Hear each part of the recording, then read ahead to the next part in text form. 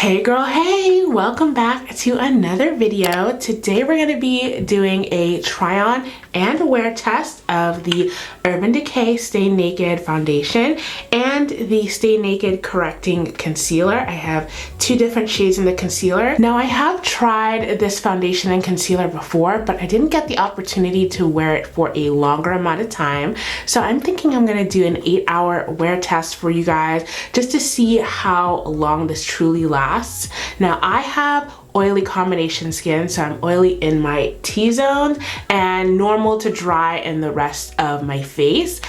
So we'll see how oily I get. I will be using my standard mattifying primer and blurring primer combination. I like to put a mattifying primer, and I'm going to be using the Fenty mattifying primer in my T-zone and the No Pore Blem primer from Touch and Soul on the rest of my face. So we're just going to get right into it. I'm going to add the primer. This is a really great primer. It's going to last you a long time.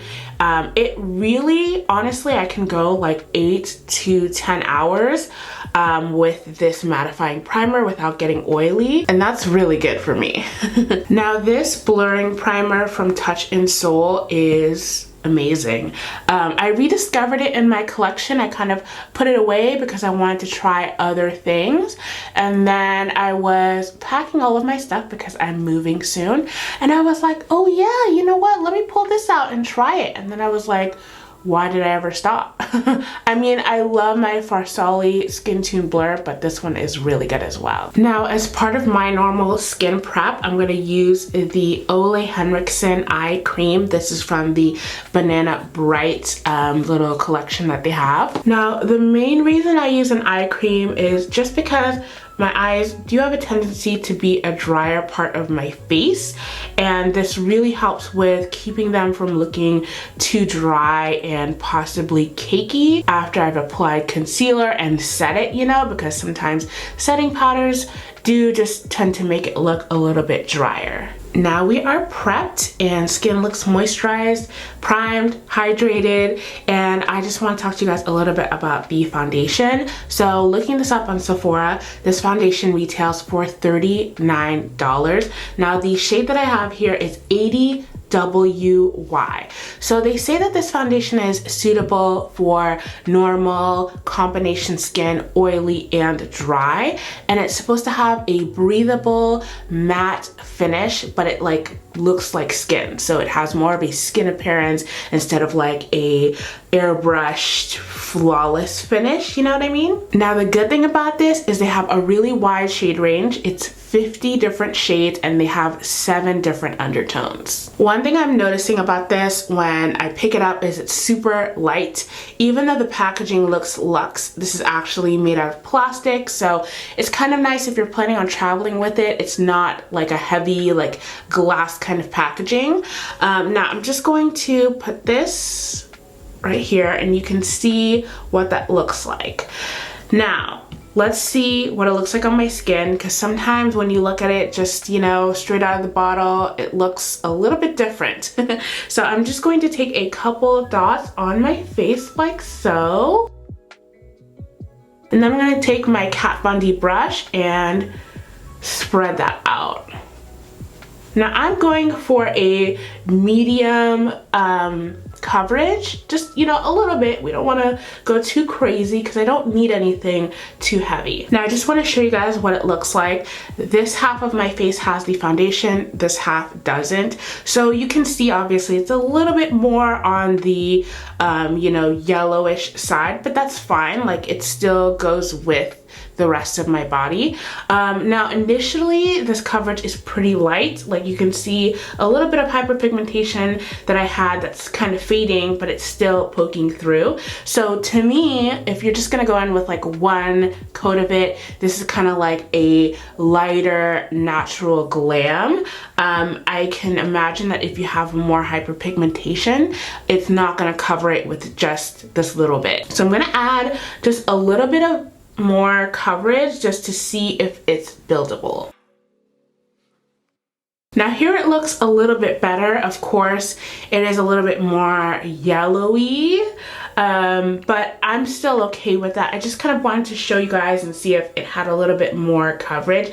So it is buildable, and you could even build it up even more if you wanted to, but I think this is just fine for me. Now I'm gonna go ahead and cover the rest of my face. So this is what it looks like after it's fully covered up. Now I'm gonna go ahead and take my makeup sponge and just press that into the face. I'm honestly not gonna worry too much about the color match because by the time I add my concealer, my powders, it's not gonna look this jarring. Now I am really happy with the coverage. Like, it really does look like skin, but it's not super dewy, which is something that I like. Now let's go ahead and take a look at the concealers. So I have two shades here. I have 70WO and I have 70NY, and I'm not sure which one I'm gonna use. I'll have to swatch them on my hand. This is 70WO, which is a little bit lighter. Let's see what NY looks like. And that's NY. I think I'm gonna go with 70NY just because it has a little bit of a yellower base, because I do naturally have a golden undertone. I really like the applicator. It's a doe foot, but it's curved, and that helps me get into like these little places like this, you know? I do wish it was a little bit bigger because then I'd be able to cover the area quicker. Like if you've ever used the Tarte Shape Tape Concealer, how big that one is. I love concealers that have a big applicator. So I'm gonna let my concealer sit a little bit and dry down just a tad. And while it's doing that, I'm going to go ahead and add my contour. And I'm using the Smashbox. This is the Studio Skin foundation, but it's the contour side, and I'm just going to dab a little bit here. If you guys are curious about this particular brush, I got this brush at Sephora was like having a sale, and it's called the Pro Contour Sweep number 97, and I really like it because it gets the job done quickly. And it's just nice. I mean, you don't even have to use a makeup sponge if you don't want to. Like, see how nice that looks, you know? Okay, so I'm happy with my contour, and now I'm ready to go ahead and blend out this concealer. And I think I did a really good job picking the right undertone because it definitely matches with, like, you know, my skin.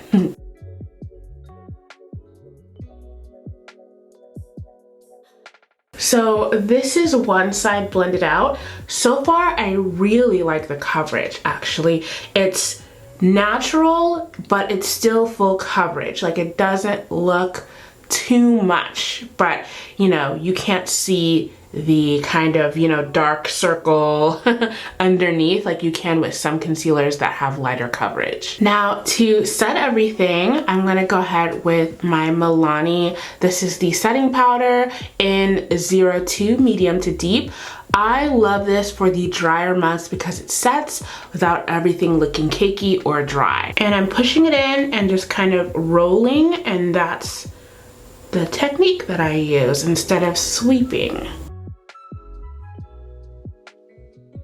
So see how nice it already looks, and it's not as orangey as we had it before. So I'm gonna go ahead and take my bronzer now. This is from Benefit. It's the Hoola Toasted, and if you've never seen it before, this is what it looks like. And I'm just gonna take this and lightly dust it over the areas that I added my contour.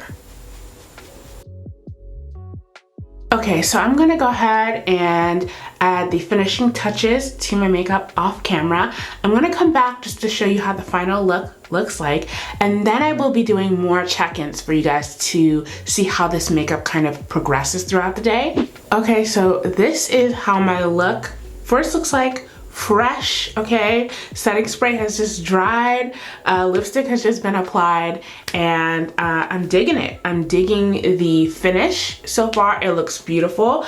Now, I'm always a little bit hesitant because I wanna know really how long is it gonna stay looking this nice. So we'll see, but right now it looks pretty flawless in person and on camera. Little side note, I can never get over like how young I look when I have my natural hair out.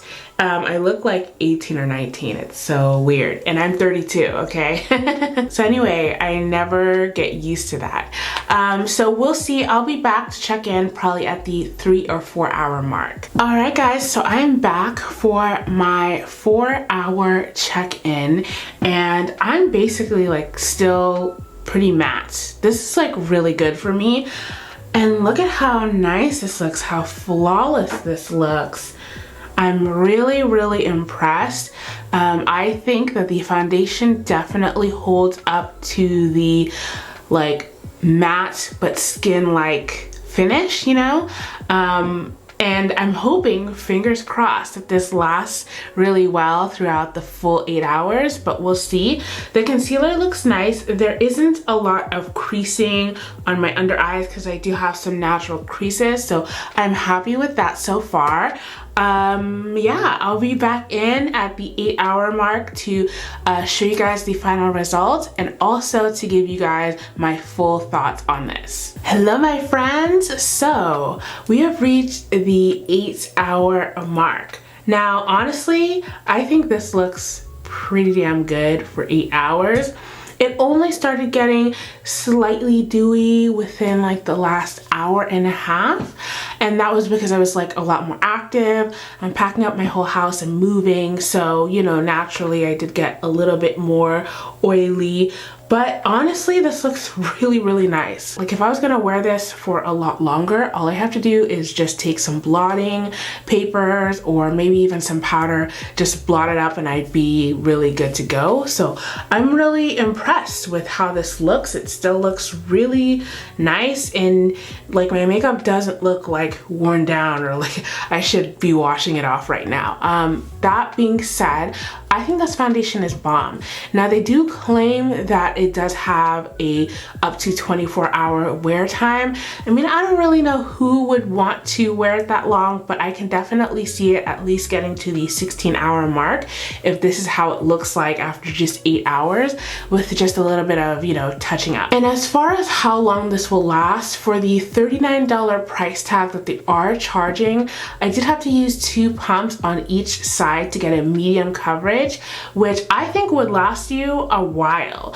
Now, if you wanted to do a light coverage, like 2 pumps for the whole face, it would even last you longer. So I definitely don't think that you need a lot to get like a nice coverage, a nice flawless face. Now, as far as the concealer, I do like it. There was a very minimal creasing, and it does have nice coverage. Doesn't make the eyes look cakey at all. It looks really, really nice. Now, it's kind of hard because you can still find really great concealers at the drugstore price point. So honestly, I'm gonna leave it up to you to decide whether or not it's worth your coins, but I do like it. I think it has great coverage. It, you know, makes the eyes still look nice, not cakey, all that jazz. One thing about this collection that I really did like was that they did pay attention to a lot of neutral undertones.